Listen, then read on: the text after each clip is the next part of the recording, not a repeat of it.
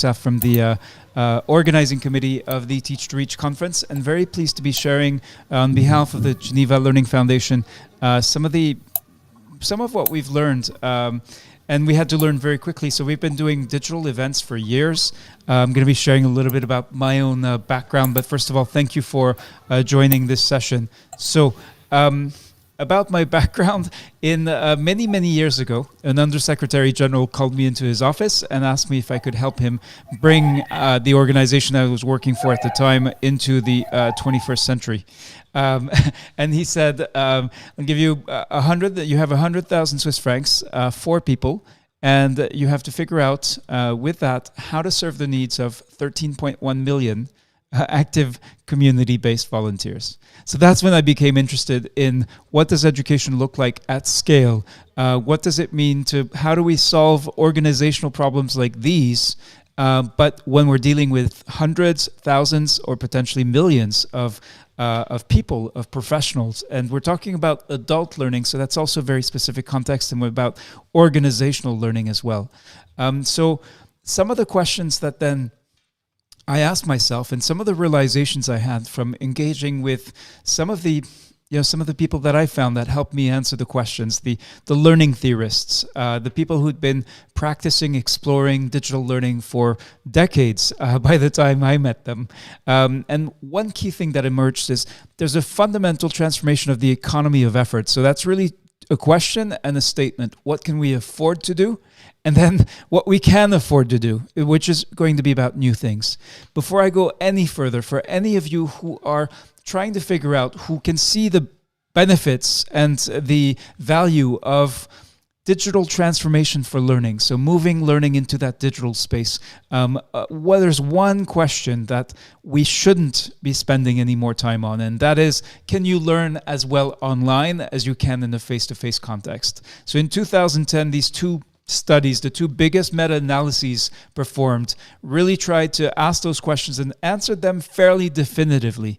And surprisingly, for some, distance learning results in increasingly better learning outcomes than FTF or face-to-face. And that's been true since 1991, when the learning technologies were far more rudimentary than they are or should be by now.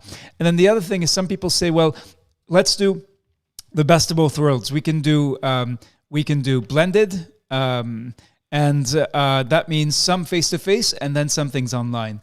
And so it turns out that in the studies that I've looked at, there's generally no clear benefit associated with blended learning. The only reason people get slightly better results is they actually spend more time learning, because they spend some time in the classroom and then they have to spend additional time online. So that may come as a surprise. It probably it certainly was a surprise for me when I first, I thought blended learning was a great idea. It's kind of like gamification, one of those ideas that sounds really good, and then you realize, you want to think about it more carefully.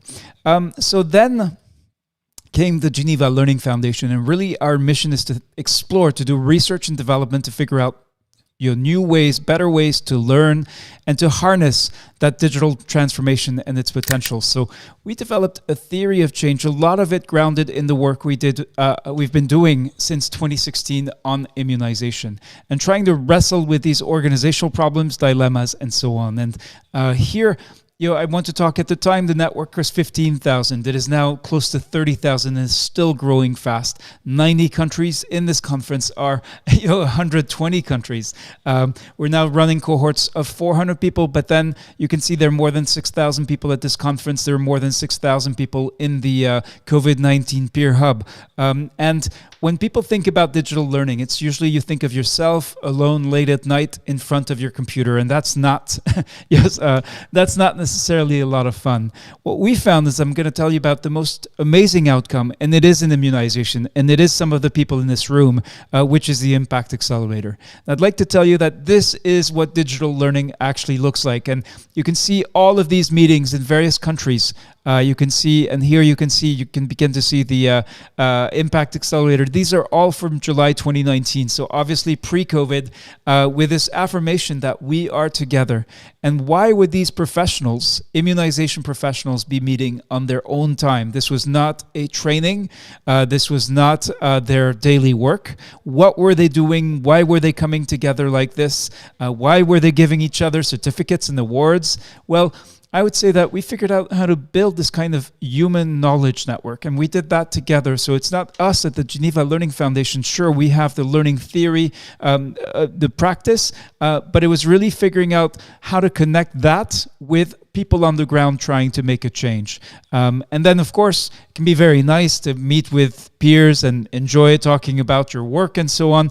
Does it actually make a difference? So we actually showed in July 2019, so again, pre-COVID, that in a 6-month period, we could move the needle very quickly and accelerate the progress towards implementation of projects that actually started as courses as course projects, and then became something more than that.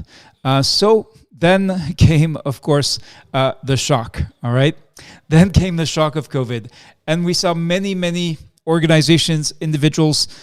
Here, initially, our thinking was mostly looking at international organizations, but we also saw, obviously, we were busy running the Teach to Reach program, so we were obviously trying to figure out what we should do. We didn't have to stop anything because it was already fully digital, but we did have to think about how were we going to respond. And then, building on the Impact Accelerator work, we asked the network, we asked the Teach to Reach participants, and through a series of weekly meetings, we built up what became the COVID-19 Scholar Peer Hub. And again, this was all fully digital, fully remote. By that point, under the constraint and the stress of the pandemic. But lots of people, when they think about what is digital learning, you do have this really scary vision. This is 19th century. This is Jean-Marc Coté in Isaac Asimov's Future Days, a 19th century vision of the year 2000. So this picture has been around. You can find it on Twitter, on LinkedIn. People repost it. It's kind of a nightmarish vision for what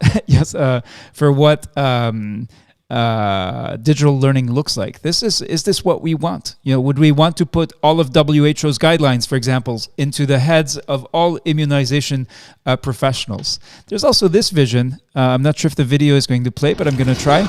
This is the 1999 movie, The Matrix, and Neo, the main character, is about to be jacked in to learn a lot of different things. And so you can see the process here. There's cartridges that have knowledge on them. Those could be WHO guidelines, yes, plugs into his brain, and you're going to see, he's going to learn very quickly. So the question is, when we talk about digital learning, what are we imagining or envisioning? It looks kind of painful, and it doesn't look like much fun.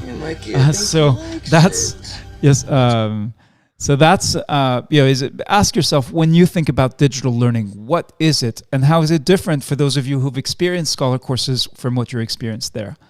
Now, digital learning can't be like that. Not solely because technology isn't there yet, but because that kind of learning, which is about transmission of information into our brain so that we're able to recall it, isn't necessarily what we need. I'm going to explain what I mean. So, for example, this is an instrument of war, but it turns out that it can also be described in more abstract terms as a high reliability, self-designing organization. What does that mean? So this is from a famous study from 1998. The folks who wrote it were actually trying to figure out how to justify continued financing of aircraft carriers in the United States. But outside of their purpose, what they showed is that actually there is no instruction manual for an aircraft carrier. Why? Because there's so many things going on. It's simply too complex to describe. And there's extreme job rotation. Every, I believe it's 12 to 18 months, people who work on these ships move to a completely new job. So think about immunization and think about how complex is it. It used to be simple. a simple intervention. You still needed to know how to do it. And now there are new vaccines, and now there's all kinds of complexity. So the reassuring thing is that with new approaches to learning, with new approaches to doing, and new approaches to lead, you can actually figure out how to manage complexity in extremely complicated work environments, in situations of conflict. And I believe, in fact, that many of you are doing that learning, just it's not being recognized because we're stuck with this container view of knowledge where we think of knowledge as a reservoir when it's more and more like a fast-flowing river. Think about your inbox. It starts with your email inbox. When we think about knowledge as a product, something you put into a box, that's what all these databases are about, when actually it's a process. And then there's this really interesting data point. This is from a longitudinal study by Robert Kelly at Carnegie Mellon, who's been looking at, for knowledge workers, how much of what they need to know is stored in their brains. So in 1986, that was 75%. And by 2006, that was down to 10%. That means that even pre-COVID, whatever you needed to know to do your job, and I would qualify many folks working in immunization as knowledge workers, you had to connect with others, or increasingly you have to connect with machines. So that is really some of the parameters that we need to think about. And then came the shock of the pandemic.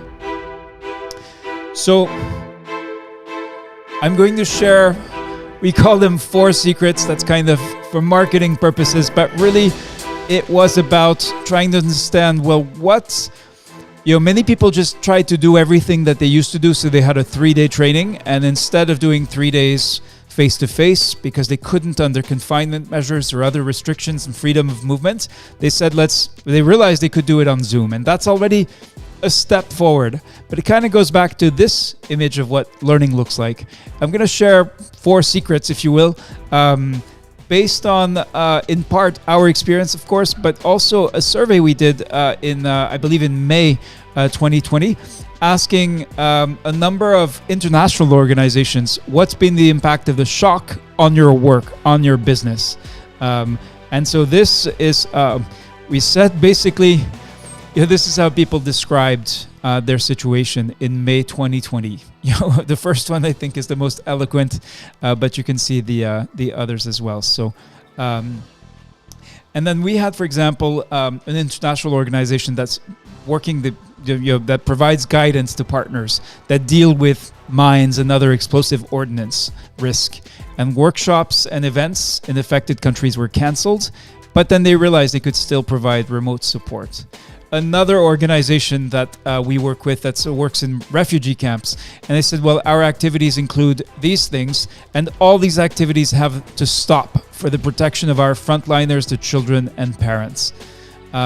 This is May 2020, so it's receding into the past, but it's still our daily reality in many countries where there's still restrictions on freedom of movement. Here's another example, and really a lot of testimonials, from people doing internet work inside organizations. That was quite dramatic. So there's a key question that we asked back in May 2020, and we now know it looks like it's for the long term. How long will the shock last? We saw this interesting, we began to receive, we were inundated, flooded with requests. People knew that we were running courses that were fully digital, running completely remote programs, and have been doing that for years. So we started to get requests like this. So this person wanted to know, I need someone to help for a webinar. Which is the best platform? What are the links, the instructions? How do I monitor the event? I need help launching polls and all that. And that's actually the first secret, is that it's not about the tools. So of course you do need some, you do need to figure out and make decisions about which tools to use. But the secret is that they're all terrible. All right. Even Zoom, which we've all grown used to, is actually, it doesn't, if you think about the experience that we enjoy sitting in the room with people from all over the world, sitting in the room with colleagues that we know and trust, having coffee with them. Zoom doesn't do that for you. None of the platforms do that for you. And so if you focus too much on the tools, you can only get frustrated. So if you're thinking about what to do, like how, which tools to select, it's not about that. At least that's not the first consideration you should think about. Second example is in February, so this was quite early on. We received this this invitation, and I was due to go to attend this meeting in Paris. And actually, what I thought was quite bold was they then said the forum will go ahead in a virtual format, allowing participants to join the sessions from anywhere in the world. And I was excited by this. I thought, wow, this team really has it together. Even in the middle of the pandemic, they're still quickly pivoting and doing exactly what I was recommending that organizations do rather than cancel or postpone their events. But it turned out not to be so easy, and saying we will hold the event online turned into we will hold a series of webinars throughout the year. And we'll be providing additional information on the upcoming webinars in due course. So that showed really that most organizations that have been doing primarily face-to-face, including those working in the field of immunization, what they needed when it came time, when they had to make the hard decisions about pivoting or postponing events or canceling them, is that they probably realized that they needed capabilities that they had not invested in. And these capabilities to run digital events, to do things, to work remotely, all of those things, the tools, solutions, providers, exist, but most people who were invested in that face-to-face workshop and training culture were not connected to them. And then when we asked people who came to what we call the digital conference event, where we really try to engage with people from international organizations, they said, well, exchange between human beings is naturally face-to-face. Like, that's just the way it is, and there's something natural, so cannot immutable in dialogue, and idea sharing is always harder virtually. Meeting face-to-face has taken my working relationships to a high level. In my view, this cannot be recreated in digital space. This is what people told us when we asked them, why, what are the barriers to you moving your activities to the digital spaces? And this is secret number 3. It's not going to work until you question assumptions such as these. If you underestimate how big a change process this is, especially under the shock of the pandemic, when really, not only did, it's not like an organization that says, okay, maybe we should move to digital and we'll take our time to do it. This was overnight. In many countries, confinement measures made it impossible to do business as usual. And so the thing about questioning your own assumptions is that skepticism about the value of anything other than pure thought is actually, you can trace that back to Plato. And so when you think about why it's hard for people to adapt to working in the digital space, learning in the digital space, working remotely, doing remote supervision when it comes to immunization, or trying to deliver training online, there's some deep-seated cultural resistance that goes back all the way to the classics. Now, if any of you have children and live in a country where Snapchat is in use, this is Nathan Jurgensen. He is the resident philosopher at Snapchat. And in 2012, there's also this view, that there is a kind of dichotomy between online and offline. And people say, yeah, I'm so happy, I'm going away, I'm not going to look at my phone, I'm not going to be checking my emails. And people also often say, well, this is a virtual training, as if it was not real. And Nathan made the point that Facebook is real life. Facebook doesn't curtail the offline, but depends on it. And that's extremely relevant when we think about how we move a training or how we move supervision to a digital space. We need to stop thinking that somehow virtual also, if you look up the dictionary definition, means less than real. And that's not what it is. Now, we also asked in this survey, what do you believe is the most difficult aspect of a physical world conference to recreate in a digital space? And this is where people told us that the hardest thing to recreate is partnership dialogue and negotiation. Second is high quality public dialogue. Third is participation free of work and life distractions. Fourth, chance encounters and meetings. And then 5, surprising to me that it's only number 5, informal socializing, which is extremely difficult to recreate. So I'm just keeping an eye on the chat, and I know Sushi Kapoor and Pervez Yousaf, who are contributing to this session with their moderation and rapporteuring, are as well. So we are at the 20-minute mark, and this is where, from this research that we did during this period, we had to do something. We kept getting flooded with individual requests. So we actually built a program called Digital Conference, where we worked with a number of international organizations to help them transform their events. And this is where we developed a framework around structure and culture. So really two components of that sort of identify, and the idea was things to think about. There is no recipe for how you move online, how you pivot your trainings or your activities online. But you do have to think about these two things, structure and culture. What does culture mean? So we're talking about co-creation, diversity, digital literacy, lack of informal spaces, social space, non-verbal language, habit. And for structure, looking at connectivity, time zones, major issue in the Further Teach to Reach conference that we had to keep in mind, tool selection, languages, information security, attention, the risk of failure, and the difficulty that around these structural issues.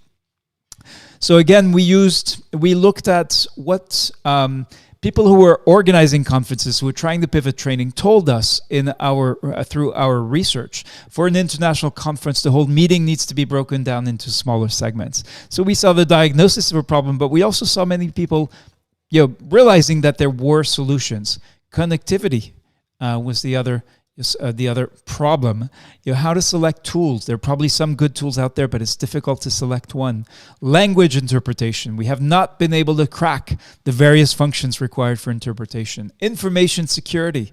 How, especially for international organizations doing politically, diplomatically sensitive work, how to preserve that, when you don't have a private meeting room, a physical space that you can more easily secure. Attention, it's difficult not to get distracted. It's difficult to keep the audience engaged. The risk of failure and the difficulty of it all. So that's what we have on the structure side.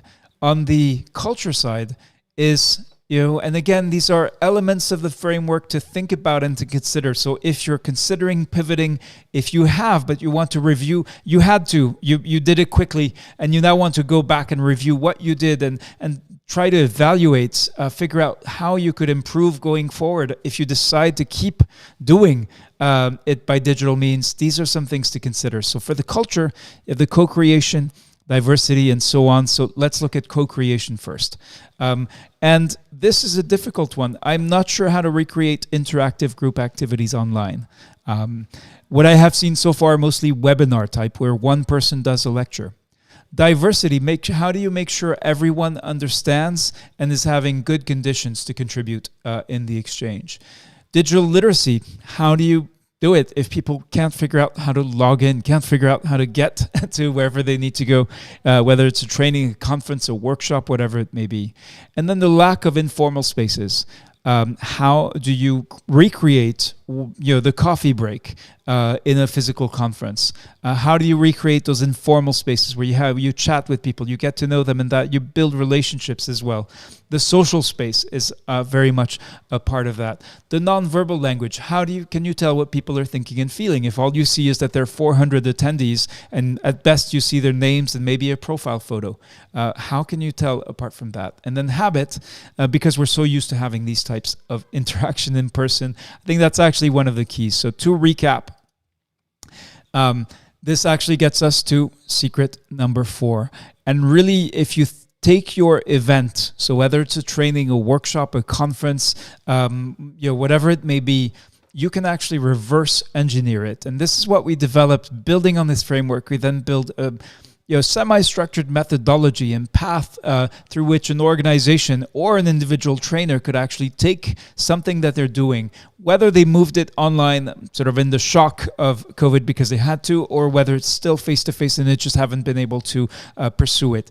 And using these components of the framework, looking at each one, thinking about examining the context, we can actually unpack both the structure and the culture and then select the right tools, the right partners, pilot, implement, and scale. We actually helped a number of organizations do that in a 4-week program. So also at the time, speed was of the essence. And we've now integrated that to be able to do this kind of transformation and pivot very quickly and hopefully very efficiently. So to recap, it's not about the tools. It's not about whether you use Zoom or Teams. It's really about something else. So don't focus on the tools you pick.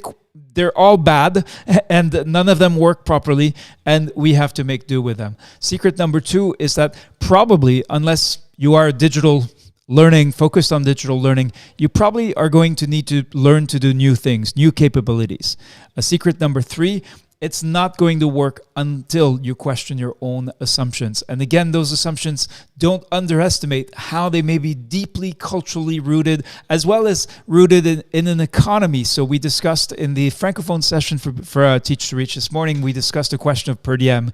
The excuse for giving people per diem in immunization training is often that people have to travel and they need to eat and they need accommodation. But with digital training, if you no longer need to cover those costs, what happens to people for whom per diem is actually helps them put bread on the table? So that's a real question in the immunization context in some countries. And then secret number 4, you can actually reverse engineer your event. So when you, as I said, when you look at each component of the framework, unpack it, and then you will have a sounder basis for piloting, implementing, and scaling. So that's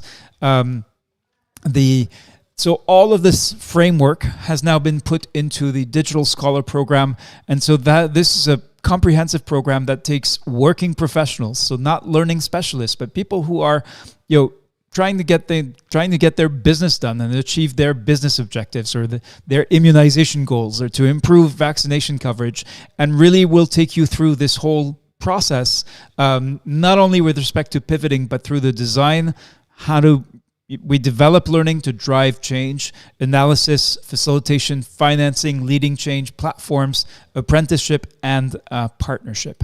So that's it for my presentation. Eagerly looking forward to the questions. And let me just stop sharing my screen here. Yes. And very much looking forward to see if there are questions and comments. Happy to answer them. And Sushi, I'm sorry. You're. Yeah. I was just saying, thanks, Reda, for this insightful information about digital learning. It's like, I think so. It's good. We all have to equip ourselves with all the complexity and the other things that you said, like with the kind of new working thing that everything is like moving us, not because of the pandemic, but moving us to move from the face-to-face more into learning platform like digital learning. And yes, 4 secrets was like, I think so everyone should keep in their mind. So they were like, before that, there were like 2-3 things that there was a question there was a comment by Pravesh. He said like only motivated persons can learn from virtual training. And he also said that at frontline workers seems to learn more in the face-to-face training. Do you want to comment on this? Like maybe I just like your comment on this. Yes, sure. That's a very good question. So actually, that perception is not borne by the evidence. So it's a common perception, and I think in most cases it's actually due to when you are face to face in the classroom with somebody as the trainer. It is incredibly, you get a lot of information. So if someone is asleep, yes, you can tell that they're sleeping in the training. So you know that you need to adjust your delivery. With digital training, and so with motivation, we know the recipes for motivating trainees in a classroom. And so I would say that it's more the lack of familiarity with what works in the digital space. It is very different. Learning to read the signals that people send. At best you get some emails where people say kind of strange things, and you have to learn to decode that. So a lot of what we do at the Geneva Learning Foundation and programs we run, we actually have these meetings where we talk about what we review, what are learners telling us, and it's a completely different capability than the one that a good face-to-face trainer will is likely to have. So it's about relearning how we read the room, but the room is definitely there. The dynamics are definitely there, and if you get it right, I would claim that you actually get much more information through digital means than you can in a classroom. But it's really that's the reframing that we need to do. And again, in terms of what the evidence says that yes, leveling for all other differences. So of course, if you have a bad online program, it's not going to give you outcomes as good as a as a good face-to-face training. But leveling for all these differences, the two meta-analyses that I shared, they show pretty definitively that people actually get better learning outcomes online. Yeah, thanks, Reda. There was also we are getting questions. Like there was a question from Simon. He said, "What has been some of your challenges in organizing digital programs?" I think the one around motivation is key, Okay. and I think is a one that many get stuck on. So let me think how. Yeah, so we keep a kind of running inventory of the challenges. So the motivation, I think, cracking that. So what we'll do is we'll look at a particular community of practitioners, of professionals, and really ask this question: what is going to get this group of people excited about about learning? And for that, we need to look at the culture side of things. So we need to understand what is the culture. So in immunization, you look at what gets people. And then you need to accept it's not going to be everybody. We do this very open access stuff. Anybody can apply. And that alone is exciting because usually training is you have a limited number of seats. You want to reserve it for the best people. And sometimes the people who are appointed to attend the training, they're not the best people. They're only the best people who politically who manage to secure the seats, to be given the seats to attend the training, or the most important ones, or the most, so that those are the kinds of challenges we face. But I would say that if you look closely at if you pay attention and you listen to the groups that you're trying to address, you can actually crack that motivation. And then, of course, with digital, rather than training 20 people at a time, you can train 200 or 2,000. And that scale is something we absolutely need. It may have been a nice to have in the past, but it's no longer that. I think it's something just to be able to tackle the challenges of our times for immunization, but also many other complex challenges. We absolutely need that. Okay, thank you. There was Obid actually shared one of her experience that she actually applied to a course in TGLF, and then she actually faced a connectivity issue initially to connect with the Zoom, and then she said it's not about it's all about determination and doing things differently from a normal, which actually produce a new results in the coming year. Thanks Obid for sharing it. And there was also one thing which Abdul Mahid said, that diversity. Here, the trainer needs to be calling names randomly to ask direct question or ask their understanding on what was just said. That is to keep the audience engaged and not to allow distraction. Also, reward or acknowledge positive answers or contributions. So, he had actually commented on, there's no question to the speaker, to you. I think so. There were a lot of thank you. And then there was a question from Ezibola. How do we apply successful digital learning to remote settings? Yeah, so, all right. So first of all, on Abdul Hamid, what I hear in his comment about diversity is that he is likely to be a very experienced face-to-face trainer, and maybe also a digital one. So knowing the techniques, as if working in the classroom, you learn techniques, you learn ways and methods. You either pick them up or you do formal education to pick them up. And because digital learning is newer than face-to-face training, there isn't as much that is established about how you do things. But I would say that that's also what makes it really exciting. So what makes it really exciting is that the rate of change is keeps accelerating for digital learning. So if you think about what you can do in face-to-face training, it's been around for a long time. Obviously, it's in a way being sharing physical space as part of our human existence from the time we're born, and it's not changing very much. You can try rearranging the tables in the room or the chairs. You can do various things, but whereas with digital, I think this is really the early days. It's like steam engine days, and we haven't even figured out electricity yet. So if you think in those terms, yes, it's a terrible experience. I would much rather be with you, Sushi, and Pervez inside, sharing sharing time as human beings together in a shared physical space. But how that is changing very fast, and that's what makes it very exciting. Okay. So there was also a question from Ezibiller. How do we apply successful digital learning to remote settings? Right. So remote settings. Okay. So let's be honest. If you don't have connectivity, the solutions that exist are being neglected.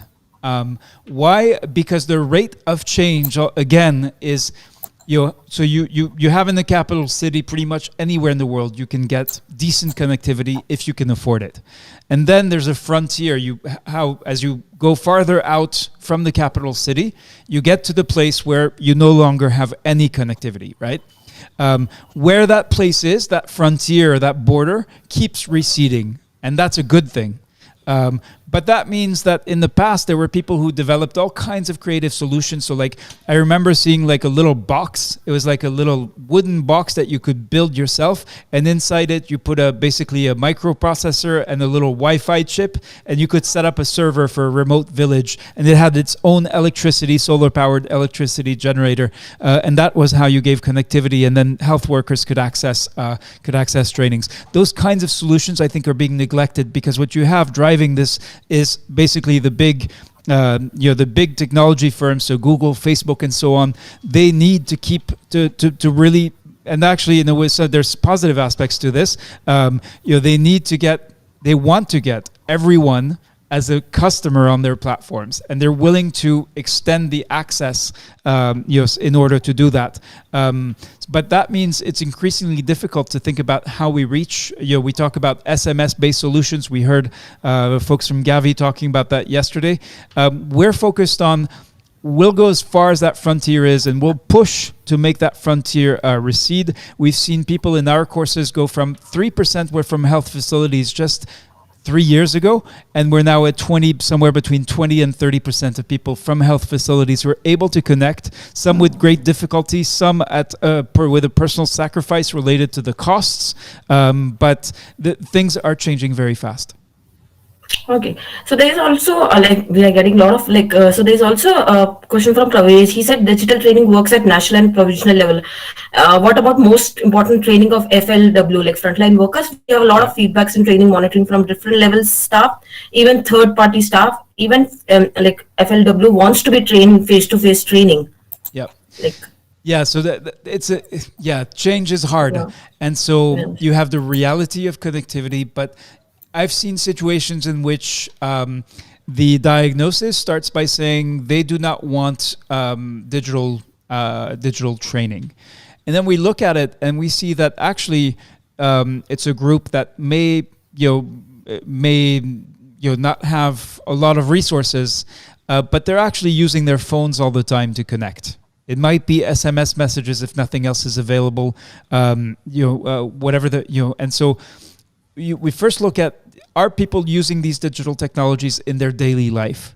If they do, if they are able to do that for themselves, whether it's using that to make payments using their phones, connecting with their relatives and friends, then it's a motivation problem, not a technology problem. So I would say first look at that. Which is it? It could be both. That's another issue. But and then if people are actually using these technologies, but they're reluctant to use them for training, then it becomes a motivation issue, and then you need to figure out what strategies will help you get over that motivation gap. But I would be suspicious of people saying, so about the reluctance, people saying they prefer face-to-face training. Of course they do. Who wouldn't? Yes, as I said, I would rather be in the room with you,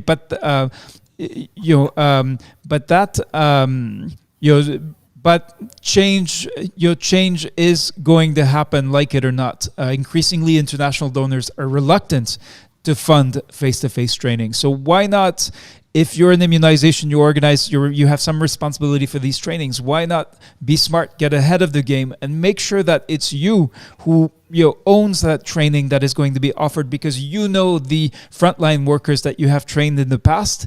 And so without your expertise, that digital training from above is likely to be poor quality, ineffective, and to be then really rejected. So you can be the change agent that helps those who are developing that digital training figure out how to do it so that it is adapted to the context, and so that there is support and recognition of people's willingness to change, from a conventional model to something new. Yeah, so there was actually a comment from Gift. He said the face-to-face training gives immediate feedback. And there is also one question from Ilya. Like, he actually asked, like, I think so we've already addressed it. Developing and underdeveloped countries need detailed training, but network connectivity and electricity have a negative impact on online training. What are the possible things that you can be done to reduce this impact? Like, if you want to say something, I think so it was already addressed, but you want to add something. Yeah, I can. I can add that I think that problem is being neglected because of the drive to extend that connectivity. So that's what I said before. I think no one has mentioned literacy, but you cannot use the internet, or it's extremely difficult to use the internet if you do not know how to read and write. And we know in some countries, some of the folks involved in immunization are not going to have a lot of formal education. And I mean, that's where you get to the sort of systemic roots of the and how things are interrelated. So that's why we can and should be suspicious of solutions that consist of, say, dropping videos from the sky, in the same way that in humanitarian interventions you might drop bags of rice and saying, well, let's throw these videos from the sky and hope that someone will see them, view them, and use them and apply them to develop their competencies. So dubious about those models, again, it requires respecting the people on the receiving end. So I think right now there's a situation where people, say in Geneva or Seattle, get very excited about digital training and say, well, let's give them digital training, but without really going through the analysis of the structure and cultural elements involved. And so the risk is that face-to-face training stops. And so the benefits of face-to-face training, because, like, for example, if you're working in a country, you want to get to international, you want to do international level work, those workshops and trainings are a key site where you can meet people from Gavi, from WHO, from other organizations, and it's in the coffee breaks that you build the relationships. If you take that away and you replace it with e-learning, where you're sitting alone in front of your computer screen, looking at videos and taking a quiz at the end, you're losing something very important. So if you want, so a lot of these changes are about, sure, there is the lure of efficacy and scale, or at least scale, you're reaching a lot of people, but that is only one part of the problem. So we need to be wary of those too easy solutions that don't consider, the change process that's involved. We cannot stop doing things that were critical to people's professional development and offer something that is inferior in the name of professional development. Our duty, moral obligation as educators, is to think through how are we going to support and people through that change process. So face-to-face trainers who have all this experience, delivering training in difficult contexts, going to those remote areas, the risk is that we forget about them, we discard them, we say, well, you're no longer needed, we're replacing you with a machine. That is a very scary prospect, and that is something that we need to fight against. As we advocate for change, we cannot allow the collective experience of trainers, of people who in immunization who know what gets the job done, and sort of throw that out, even as we move to improve trainings. Yeah, so there are a lot of comments, and then because of short of time, there's a question from Adrina which is addressed. Can you discuss the trade-off in scaling digital training, like effectiveness having 2,000 people in a Zoom? Like, that's what she said an example. Do you want to address this? And there's also a question from Eric. He said, how can you influence people you invited to participate in digital learning? So and then there's also a question from Simon. What are ways to sustain interest in digital learning? Like, this is actually very related to the above question. So that's Yeah, yeah. All right. Yeah. So first, a question of scale. So yeah. So as you scale, you lose. So if you think about what is the relationship between the teacher and the learner? So it's a the best, some of the best conversations are singular. It's like one-on-one. It's like the time you spend with your professor, with your teacher. We know that tutoring is highly effective. Yes. Having one person sit down with you and say, show you and ask you questions and challenge you to go a little bit further until you get there, that is extremely powerful.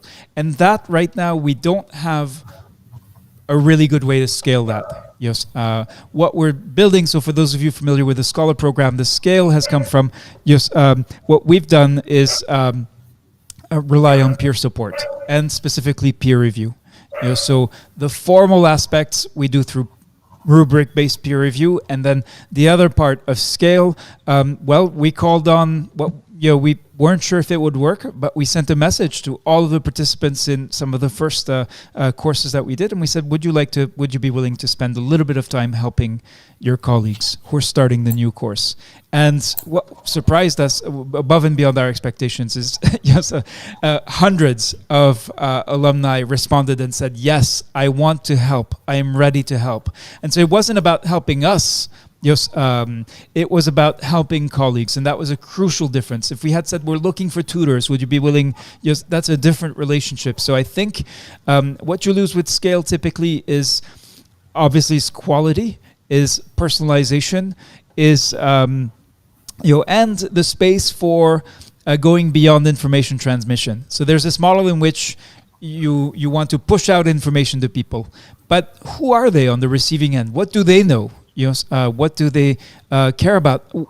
How can it be a two-way relationship? That's much more difficult to do at scale. On the question of how you influence people in digital learning and sustain interest in digital learning, so I'm not sure if you're talking about influencing sort of managers who make decisions. So you want to convince your manager that rather than doing a traditional face-to-face workshop, you should do something else using digital tools, and that can actually lead to better outcomes.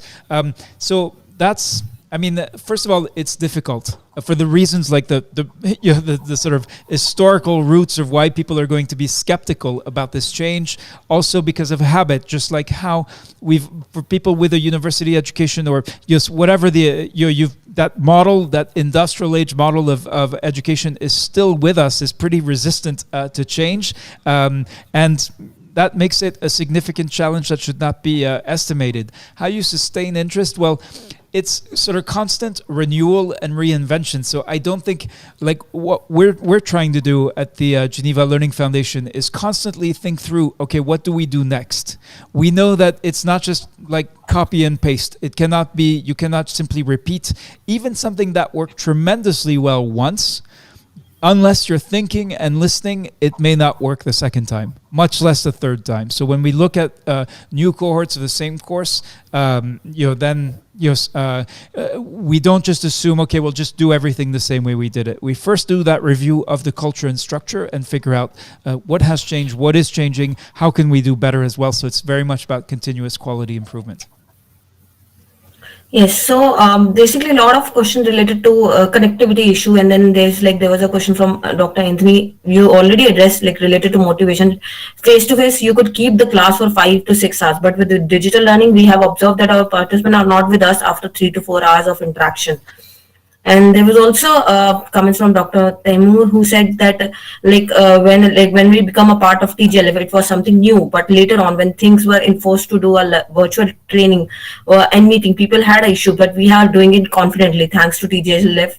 And then there were comments, peer reviews and support from colleagues very useful in digital learning. So do you want to address? And then there was also some questions related to connectivity. There was from Dr. Anthony. He said, in terms of cost in Nigeria for national level training during the lockdown, it is cost effective, but we have seen a lot of distraction and less concentration, internet issues, cost of good phone. Yeah. So do you want to just so there were a lot of comments about the digital learning, and they're sharing their experience with the TGLF, and many people were thankful for it's actually helped us to digital learning. Thank you, And thank you, Suchi. Yeah, and we've seen. I mean, we're really proud of that. We consider that in the TGLF programs, we develop digital skills, so yes. digital capabilities, and you have to in order to take the course. The story I love, or one story I love, is this professional from WHO, very highly qualified and experienced, of a certain age, from Madagascar, who's working in Central African Republic, and she sent me a message, or I think we actually chatted about it, and she said, well, I had never used the social media, never, not even WhatsApp or Facebook. And after taking our course, she actually went and created. So she's a grandmother with an extended family all over in several African countries. They don't see each other very often, and they actually created their own. She created the WhatsApp group for the entire extended family. And for the first time, everyone was connected to everyone else, and nobody expected her to do it. I think, to me, that's one of the most successful outcomes of a course. It has nothing to do with immunization, but everything to do with that digital literacy. The second thing, obviously, are the technical skills. We know that what matters at the end of the day is your ability to do your job. So, of course, when we work with WHO to build a course around the global routine immunization strategies and practices, we know that is, that technical knowledge is important to getting the job done. And then the third thing we try to develop is the leadership. And you cannot tell someone be a leader. And I know there are different models of adaptive leadership. There are different kinds of sort of leadership models, but whichever one you fancy, it's clear that ability to see yourself as empowered, that you can do something about your situation, is extremely important in relation to motivation. And we saw that in 2016, for the very first pilot course that we did with WHO, I saw a message suddenly pop up. Somebody said, we're meeting in Nairobi for breakfast. I said, what's going on? Why are they meeting in Nairobi for breakfast? And it turned out that people from several countries were driving in. The learners, participants in this course, were driving in to see each other and to meet and to discuss the course. When I saw that, I said, okay, we're onto something special. And then we began to hear more and more narratives of people. For example, one learner, a woman working in a remote area, who would drive 400 kilometers every weekend in order to get to a place where she could have connectivity. And so that equation of how we get that, that motivation, you cannot tell somebody, please be motivated, all right? And happy to take this course. And figuring that out is probably the hardest part of what we do. But if you can figure that out in your context, there's, then everything else, it doesn't, like even the connectivity problems, the same people who will say, I don't really like to connect on the internet and I don't see it, I don't like this kind of learning. If they see something that is going to benefit them, where they can see how this helps them, they will suddenly solve the problem of connectivity. Yes, and there are some issues around affordability and so on. So again, it's complicated, but that's what I will say. Also conscious that we have at best 3 minutes left in the session. And Yes. thank you so much. Yeah, so that's I think so. There are a lot of questions, but then obviously because of the limited time, there were a lot of questions related to how to keep them engaged, how to make them attentive, how to make them more engaged and motivated in the virtual.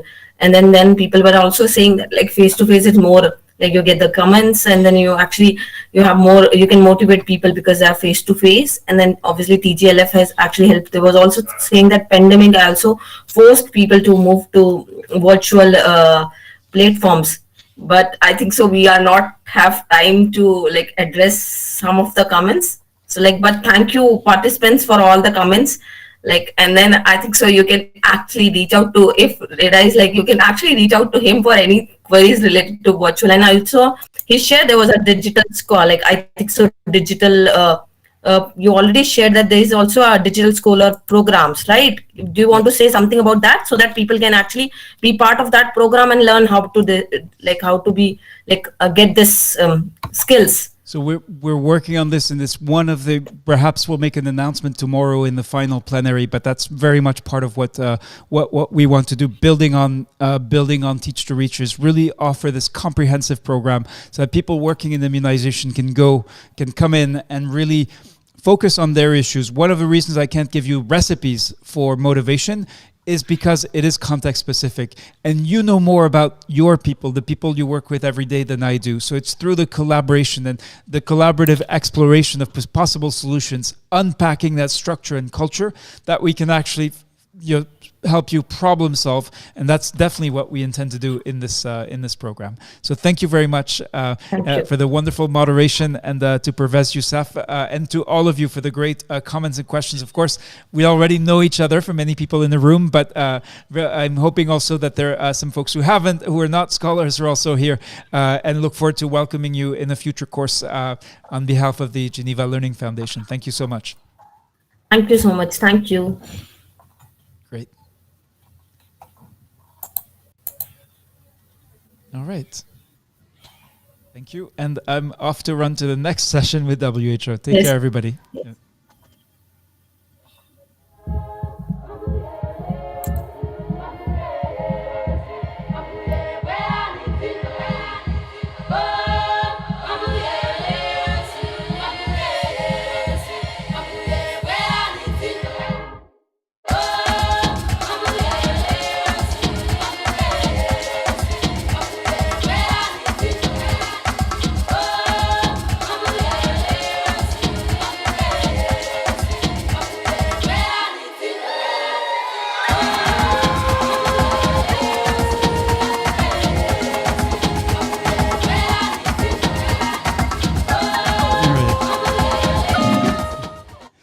Okay, wonderful to see you, Tanushri and Amel, and a pleasure to see you as well, Shoshana. All right. So we have 4 minutes.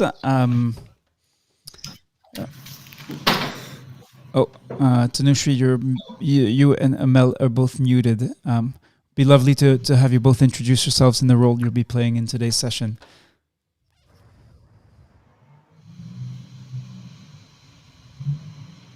Amel, are you able to speak? I haven't heard you yet.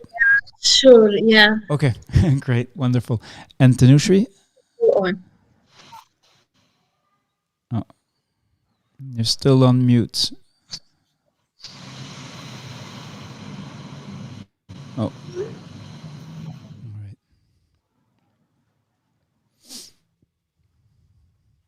All right, Tanushri, you're still on mute. I don't know if that's on purpose.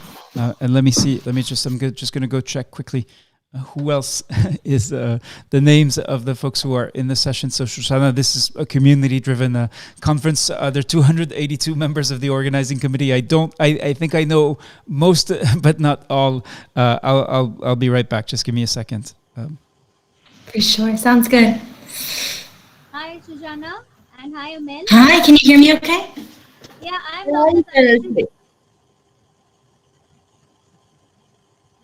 Dr. Tanushri from West Bengal, India, and I'm the panelist in this session. Fantastic. So I think there was an email that was circulating around earlier today. So Anne Moen will give a presentation, and then there's 3 discussion questions. And she'll first, I think, turn to you guys to provide your insight, and then we'll turn it out to the broader group. So that'll be a good moment for you guys to talk about your experiences with COVID-19, vaccination trainings, using WHO resources, etc., and then about what else is needed, really. So we're looking to get your guys' input as part of this really exciting session. Yeah. Yeah. So Shoshana, you're from World Health Organization? Yeah. Exactly, yep. I'm based in Geneva. Okay, that's great. So we got 3 questions. So those questions will be... I'm on the Teach to Reach site, but how do I get into one second. Yep. 1 second, because I'm on... Yes, I don't see Anne Moen in the session yet. So let me just... I'm on the site, but I don't see how I get So, into our thing. Reda, I've got Anne Moen on the phone right now, so she's trying to get in. Anne, did you click onto that link that's in the invite? So she first needs to get a ticket and to complete her registration, which requires her to get to create a profile on Hopin. So that's a bit complicated, and apologies for that, but that's the only way.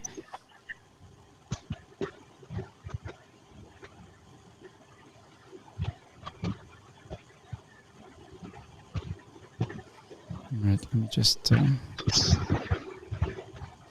So I'm just resending the Teach to Reach registration link, because basically this is yes, we understand many issues we're seeing here, because this is not, it's not Zoom. So Zoom makes it very easy. There's some other benefits why we're using. So first. Okay, so Anne is logging in, so that part is all good. Okay, great. So I think she'll be with us in just a second. And then we were just talking with the panelists about the structure. So we'll have, I was just mentioning, Anne will give her overview, then there'll be the 3 questions, and we'll turn to the panelists for those initial responses. But it'll be great to get to know, so we've got, I'm going to pronounce her name, I hope, right, Tanusha from, you said Bangalore? No, it's And, say it again? West Bengal, India. West Bengal. Oh, my apologies. And Amal and Eric, where are you calling in from, Amal and Eric? Yeah, just a quick introduction. My name is Amal. I'm working for WHO I'm basically from Sudan. So I'm supporting Pakistan since last 6 years in polio program. And before that, I was working as EPI officer in Sudan also. So that is just a quick introduction. Wonderful. Well, this is Anne. Can you hear me? Yes, we can hear you and see you. Yes. Perfect. And now, I don't know if you can see me. Oh, is that sharing the screen? Sorry. It's not what I want to do. Can you see me too? Yes, we can see you. We can see you. We can see you as well. The only person we're missing is Satabdi Mitra, who is, let me see. And can I practice sharing my slides? Yes, absolutely.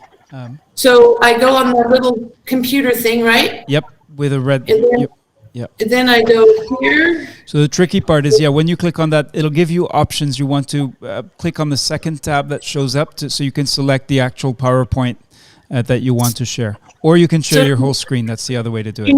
Can you see my slide right now? Because I have it open. Not yet, no. Not yet. So I don't know what I did wrong. So when you click on that... Reda, would you be able to share the slides? Yeah, so... Because I know you'll be launching the poll as well. Yep. All right, let me go and retrieve the slides. Our moderator is not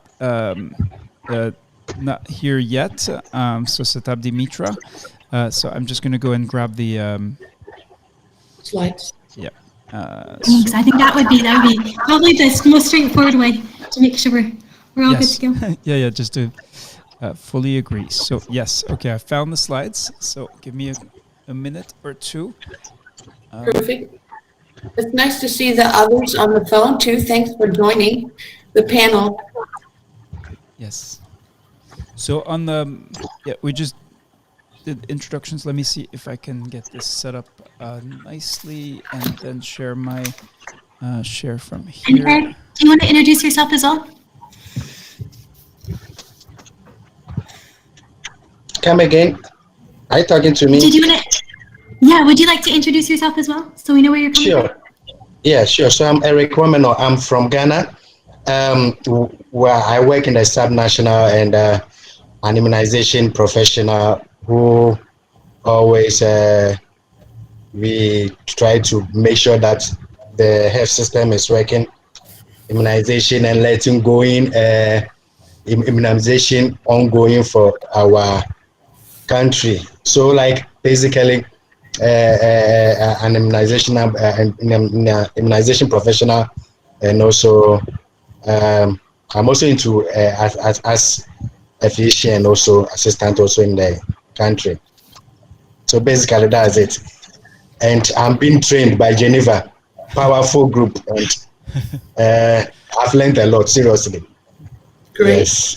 And That's Eric great. is one of the 282. Eric and Tanushri and Amel are members of the Teach to Reach organizing committee. So Eric in particular was busy in his district in Ghana promoting Teach to Reach to his colleagues. So we have some, he sent us some videos, and all of the members are really the reason there are today more than 6,200 people registered and 94 right now viewing this event. So first of all, Anne Moen and Shoshana Golden, very pleased to welcome you to this session. It's only our volunteer moderator Satabdi Mitra who probably had some technical difficulties, because this is a very committed group. As soon as she comes in, I'll hand it over to her. But thank you for joining and taking the time to speak with participants in the Teach to Reach conference. I suggest we dive in.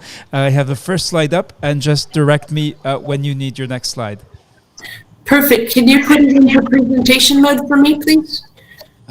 So that's actually the one thing I cannot do. Would it be okay to stay in this format? I will share the poll. Okay, you share the poll. I'll talk through my slides and I'll say to shift when you need to shift, because I need to be able to see them. They're too small for me to see on the screen. Okay. Yeah. I can do this. So let me know when the poll is done. All right. So. So maybe, Go ahead, Shoshana. should we maybe start with, Anne, do you want to introduce yourself and we'll get started?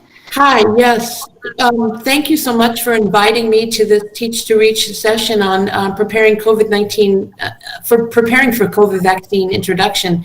My name is Anne Moen, and I'm one of the co-leads for the Country Readiness and Delivery Workstream in the vaccines pillar, and we're working together with Gavi, UNICEF, and many other partners to develop tools and trainings that can be used to help countries prepare for introduction of COVID-19 vaccine. Thank you. And I'm now going to ask participants in the room. You can all see the chat. And now I need you to go to the polls. You see there's you click on where it says polls right next to the chat at the top right of your browser.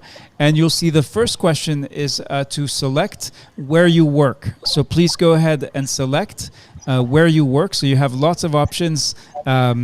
In that, those are the WHO regions. If you work at country level for WHO, UNICEF, country level for the ministry, and then or partner organization.